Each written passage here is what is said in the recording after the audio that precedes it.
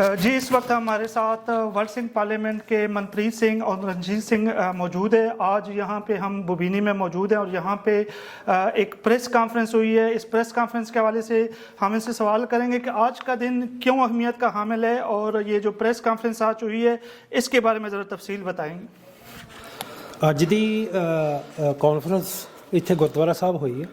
ਉਸ ਕਾਨਫਰੰਸ ਦੀ ਅਹਿਮੀਅਤ ਇਹ ਹੋਈ ਹੈ, ਉਸ ਤੋਂ ਬਾਅਦ ਪ੍ਰੈਸ ਕਾਨਫਰੰਸ ਉਹਦੀ ਵੀ ਅਹਿਮੀਅਤ ਇਹ ਹੈ ਕਿ 1986 ਵਿੱਚ ਸਿੱਖ ਕੌਮ ਨੇ ਫੈਸਲਾ ਕੀਤਾ, ਜੋ ਸਾਡੀ ਕੌਮੀ ਲੈਵਲ 'ਤੇ ਜਿਹੜਾ ਫੈਸਲਾ ਹੁੰਦਾ ਉਹ ਸਰਬੱਤ ਖਾਲਸੇ ਦੇ ਰੂਪ ਵਿੱਚ ਹੁੰਦਾ, ਗੈਦਰਿੰਗ, ਨੈਸ਼ਨਲ ਗੈਦਰਿੰਗ ਜਿਹਨੂੰ ਕਹਿੰਦੇ। ਅਤੇ ਉਸ ਨੈਸ਼ਨਲ ਗੈਦਰਿੰਗ ਤੋਂ ਬਾਅਦ ਖਾਲਿਸਤਾਨ ਡੈਕਲੇਰੇਸ਼ਨ ਹੋਇਆ। ਸੋ ਸਿੱਖ ਕੌਮ ਨੇ ਜੋ ਫੈਸਲਾ ਲਿਆ 1986 ਵਿੱਚ, ਉਹ ਜਿਹੜੀ ਅਹਿਮੀਅਤ ਆ ਉਸ ਡੈਕਲੇਰੇਸ਼ਨ ਦੀ, ਉਹ ਐਲਾਨਨਾਮੇ ਦੀ, ਉਹ ਅੱਜ ਇੱਥੇ ਮਨਾਈ ਗਈ ਆ। ਦੁਨੀਆ ਨੂੰ ਐਕਸਪਲੇਨ ਕਰਨ, ਦੁਨੀਆ ਨੂੰ ਦੱਸਣ ਵਾਸਤੇ ਇਹ ਕਾਨਫਰੰਸ ਰੱਖੀ ਗਈ, ਪ੍ਰੈਸ ਕਾਨਫਰੰਸ। ਅਤੇ ਇਹ ਬੜੀ ਜ਼ਰੂਰੀ ਗੱਲ ਆ ਕਿਉਂਕਿ ਇਸ ਵੇਲੇ ਜਿਹੜਾ ਭਾਰਤ ਦਾ ਜਿਹੜਾ ਢਾਂਚਾ ਆ, ਜਿਹੜਾ ਇੰਡੀਅਨ ਸਟੇਟ ਆ, ਫੈਸ਼ਿਸਟ ਸਟੇਟ, ਜੋ ਸਟੇਟ ਟੈਰਰਿਜ਼ਮ ਵਰਤਾ ਰਹੀ ਆ ਸਿੱਖਾਂ ਉੱਪਰ, ਕਸ਼ਮੀਰੀਆਂ ਉੱਪਰ ਵੀ। ਅਤੇ ਇਹਨਾਂ ਹਾਲਾਤਾਂ ਵਿੱਚ ਦੱਸਣਾ ਜ਼ਰੂਰੀ ਆ ਦੁਨੀਆ ਨੂੰ ਕਿ ਜਿਹੜਾ ਹੱਲ ਆ ਪੰਜਾਬ ਵਿੱਚ, ਮੇਰਾ ਖਿਆਲ ਕਸ਼ਮੀਰ ਵਿੱਚ ਵੀ ਇਹੀ ਹੱਲ ਆ, ਉਹ ਹੈ ਆਜ਼ਾਦੀ। ਸੋ ਇਹ ਜਿਹੜੇ ਆਜ਼ਾਦੀ ਦਾ ਜਿਹੜਾ ਐਲਾਨਨਾਮਾ ਇਸ ਕਰਕੇ ਅਹਿਮੀਅਤ ਰੱਖਦਾ। ਸਿੱਖ ਕੌਮ ਨੇ ਜੋ ਫੈਸਲਾ ਕੀਤਾ ਉਹ 'ਤੇ ਵਚਨਬੱਧ ਆ, ਦ੍ਰਿੜਤਾ ਹੈਗੀ ਆ ਕੌਮ ਵਿੱਚ। ਅਤੇ ਜਿਹੜੀਆਂ ਪੰਥਕ ਆਵਾਜ਼ਾਂ ਅੱਜ ਇੱਥੇ ਉਠਾਈਆਂ ਗਈਆਂ ਉਹ ਦੁਨੀਆ ਵਿੱਚ ਪਹੁੰਚਣਗੀਆਂ, ਖਾਸ ਕਰਕੇ ਦਿੱਲੀ ਵਿੱਚ ਪਹੁੰਚਣਗੀਆਂ ਕਿ ਸਿੱਖ ਪਿੱਛੇ ਨਹੀਂ ਹਟਣ ਵਾਲੇ, ਆਜ਼ਾਦੀ ਲੈ ਕੇ ਹੀ ਰਹਿਣਗੇ। जी, खालिस्तान के हवाले से जो आज प्रेस कॉन्फ्रेंस हुई है बहुत अहम बात है और हम पिछले कुछ महीनों से देख रहे हैं कि दुनिया भर में खालिस्तान की तहरीक बहुत ज़ोर पकड़ी है। हमने देखा है कि यूरोप में भी यूरोपियन पार्लियामेंट, यूएन के सामने, अमेरिका और कनाडा में भी हम देख रहे हैं कि प्रोटेस्ट हो रहे हैं। तो जो पिछले कुछ महीनों से ये तहरीक ने बहुत ज़्यादा ज़ोर पड़ा है, उसकी बुनियादी वजूहात क्या हैं? जी बिल्कुल, जो इस समय जो हो रहा है पंजाब के ऊपर ग्राउंड में जो हो रहा है, जो बाहर डायस्पोरा में हो रहा है, वो बेसिकली ये है कि जो हमारी नेक्स्ट जनरेशन है वो तकरीबन ये जान चुकी है अभी जो इंडिया के साथ हमारी जो एग्जिस्टेंस है वो लंबे टाइम रह नहीं सकती। तो हमारे लिए जो कोई भी और अभी ऑल्टरनेटिव ऑप्शन नहीं है, वो ऑप्शन यही है कि we need to break away from India at any cost. तो उसी के लिए जो ये मेगा क्रैकडाउन जो इंडिया ने किया पिछले दिनों में, वो इसीलिए किया था क्योंकि वहाँ पे ऑन ग्राउंड जो है वो खालिस्तान की बात जो है वो खुलेआम हो रही थी और बहुत ही लंबे समय थे जो दबा कर रखा हुआ था पंजाब के लोगों को, जो सिखों को दबा कर रखा था। वो किसानी मोर्चे की जीत के बाद उसमें जो उनमें जो सेंस ऑफ अचीवमेंट आया एक कि भाई अगर हम इनको ऐसे झुका सकते हैं तो हम अपना हक भी लेंगे। अब एक बात तो ये तय है ना कि जो जब तुम किसी स्टेट में अगर तुम हो और वो स्टेट तुम्हारा जेनोसाइड कर दे तो उसके बाद सॉवरेनिटी और self determination, complete self determination और आज़ादी के बगैर आपके पास कोई ऑल्टरनेटिव बचता नहीं है।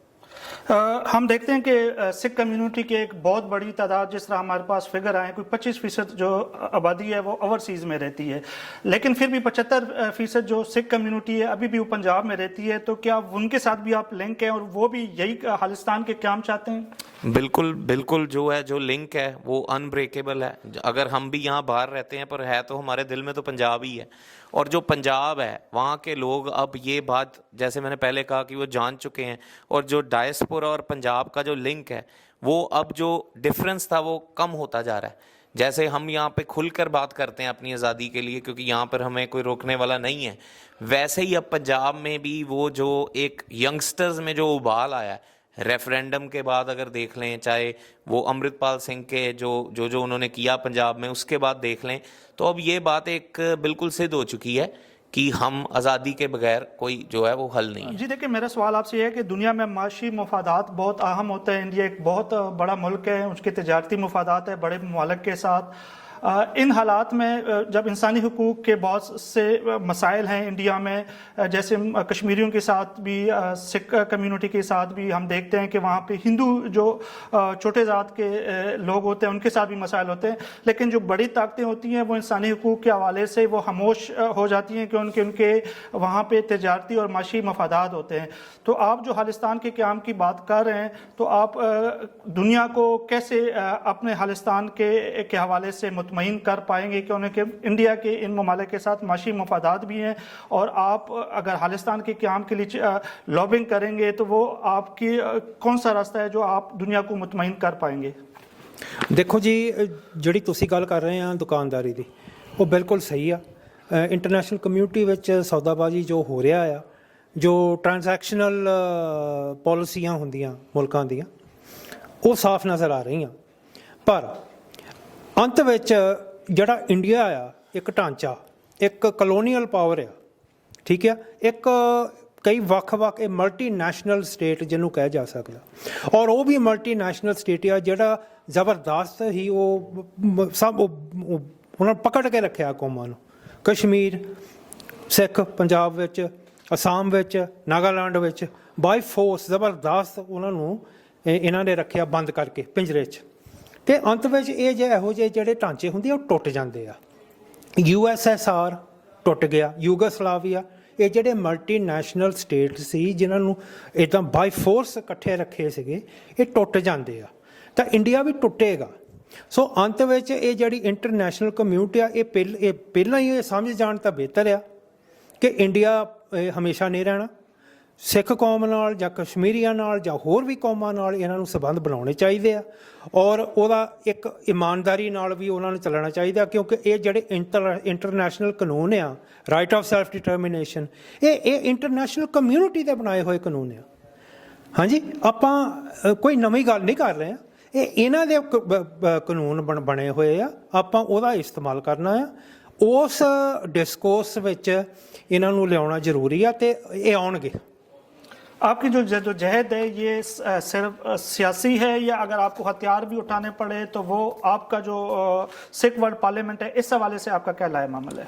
देखो, जो सिख हैं उन्होंने स्ट्रगल में कभी भी हथियार उठाने में पहल नहीं की। अगर कभी हथियार उठाए तो वो सेल्फ डिफेंस में उठाए हैं, या फिर उनको खदेड़ने के लिए उठाए। जैसे अंग्रेज़ों के टाइम पे अगर देखें तो उस समय जो हथियारबंद संघर्ष है वो जब तब किया, जो हथियारबंद संघर्ष वो देश को आज़ादी दिलाने के लिए था, तो वो ठीक था, वो उसको लेजिटिमाइज भी करते हैं, सब कुछ करते हैं। अब ये तो देखने के ढंग से है ना।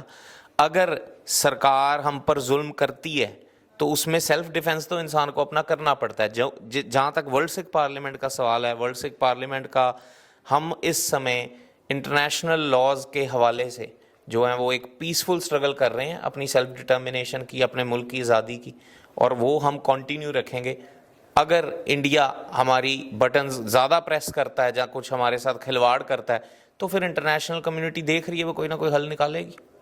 मेरा आखिरी सवाल है कि इंडिया ये क्लेम करता है कि जो अब आजकल जो खालिस्तान के हवाले से जो तहरीकें हैं ज़ोर पकड़ रही है, उसको बैनुल-अक़वामी मदद भी हासिल है, तो क्या वाकई ऐसी कोई बात है? देखो जी, सिख कौम अपने पैरों ते आप खड़ी आ। ਜਿਹੜੀ ਗੱਲ ਹੋ ਰਹੀ ਆ ਆਜ਼ਾਦੀ ਦੀ, ਜਦੋਂ ਲੱਖਾਂ ਦੇ ਤਾਦਾਦ ਵਿੱਚ ਸਿੱਖ ਨੌਜਵਾਨ ਸ਼ਹੀਦੀਆਂ ਪਾਉਂਦੇ ਆ, ਉਹ ਕਿਸੇ ਹੋਰ ਦੇਸ਼ ਲਈ ਥੋੜ੍ਹਾ ਪਾਉਂਦੇ ਆ, ਉਹ ਆਪਣੇ ਦੇਸ਼ ਲਈ ਪਾਉਂਦੇ ਆ। ਦੇਸ਼ ਪੰਜਾਬ ਆਪਣੀ ਆਜ਼ਾਦੀ ਲਈ ਉਹ ਸ਼ਹੀਦੀਆਂ ਪਾਉਂਦੇ ਆ। ਸੋ ਇਹ ਬਿਲਕੁਲ ਬਕਵਾਸ ਆ ਇੰਡੀਅਨ ਸਟੇਟ ਦਾ, ਔਰ ਇਹ ਕੋਈ ਇੰਟਰਨੈਸ਼ਨਲ ਕਮਿਊਨਿਟੀ ਹੁਣ ਸਮਝ ਗਈ ਆ ਕਿ ਇਹ ਜਿੱਥੇ ਕਿੱਥੇ ਵੀ ਸਿੱਖ ਆਪਣੀ ਆਵਾਜ਼ ਉਠਾਉਂਦਾ ਆ, ਉੱਥੇ ਉਸੇ ਵੇਲੇ ਆਟੋਮੈਟਿਕ ਰਿਐਕਸ਼ਨ ਇੰਡੀਅਨ ਗੌਰਮੈਂਟ ਦਾ, ਇੰਡੀਅਨ ਮੀਡੀਆ ਦਾ, ਕਿ ਇਹ ਜੀ ਇਹ ਫੋਰਨ ਇੰਸਪਾਇਰਡ ਕੋਈ ਕਾਰਵਾਈ ਹੋ ਰਹੀ ਆ। ਇਹ ਬਿਲਕੁਲ ਬੇਬੁਨਿਆਦ ਆ। ਸਭ ਨੂੰ ਪਤਾ ਕਿ ਸਿੱਖ ਜਿਹੜੀ ਕੌਮ ਆ ਉਹ ਆਪਣੀ ਗੱਲ ਕਰ ਸਕਦੀ ਆ, ਕਰ ਰਹੀ ਆ। ਸ਼ਹੀਦੀਆਂ ਐਵੇਂ ਨਹੀਂ ਪਾਈਆਂ ਜਾਂਦੀਆਂ, ਉਹ ਤੁਹਾਡਾ ਆਪਣਾ ਨੈਸ਼ਨਲ ਇੰਟਰਸਟ ਕਰਕੇ ਤੁਸੀਂ ਸ਼ਹੀਦੀਆਂ ਪਾਉਂਦੇ ਆ ਜਾਂ ਤੁਸੀਂ ਜੇਲ੍ਹਾਂ ਕੱਟਦੇ ਆ। ਸੋ ਇਹ 'ਚ ਕੋਈ ਮਕਸਦ ਹੈ, ਅਸਲੀ ਮਕਸਦ ਤਾਂ ਇਹੀ ਆ ਕਿ ਸਿੱਖਾਂ ਨੂੰ ਬਦਨਾਮ ਕਰਨਾ, ਜਾਂ ਇੰਟਰਨੈਸ਼ਨਲ ਕਮਿਊਨਿਟੀ ਵਿੱਚ ਇੰਡੀਆ ਨੇ ਆਪਣਾ ਜਿਹੜਾ ਨੰਗ ਆ ਉਹ ਢਕਣਾ। ਹਾਂਜੀ, ਕਿਉਂਕਿ ਐਕਚੁਅਲੀ ਵਧੀਕੀਆਂ ਉਹ ਕਰ ਰਹੀ ਆ ਸਟੇਟ ਸਿੱਖਾਂ ਨਾਲ, ਤੇ ਇਹ ਜਿਹੜਾ ਨੈਰੇਟਿਵ ਆ ਉਹ ਬਦਲਾਉਣਾ ਚਾਹੁੰਦੀ ਆ ਕਿ ਇਹ ਇੰਟਰਫੇਰੈਂਸ ਬਾਹਰੋਂ ਹੋ ਰਹੀ ਆ। ਨਹੀਂ, ਇੰਟਰਫੇਰੈਂਸ ਇੰਡੀਅਨ ਸਟੇਟ ਕਰ ਰਹੀ ਆ ਪੰਜਾਬ ਵਿੱਚ, ਔਰ ਇੰਡੀਅਨ स्टेट ਨੂੰ ਨਿਕਲ ਜਾਣਾ ਚਾਹੀਦਾ पंजाब तो। जी, तो ये आप सुन रहे थे नाजरीन, हम यहाँ पे पेरिस में बुबीनी के जो गुरुद्वारे हैं उसमें मौजूद है। आज प्रेस कॉन्फ्रेंस हुई और इसमें वर्ल्ड सिंह पार्लियामेंट ने बड़े वाज़ेह अल्फाज में कहा है कि वो आज़ादी से कम किसी बात पर हम नहीं मानेंगे, और बैनुल-अक़वामी कम्यूनिटी से उन्होंने अपील की कि वो खालिस्तान के क़याम के हवाले से उनकी मदद करे, और वहाँ पर जो इंसानी हुकूक़ की जो खिलाफ वर्जियाँ हो रही है पंजाब में उसको उन्होंने अश्कारा किया। बहुत बहुत शुक्रिया।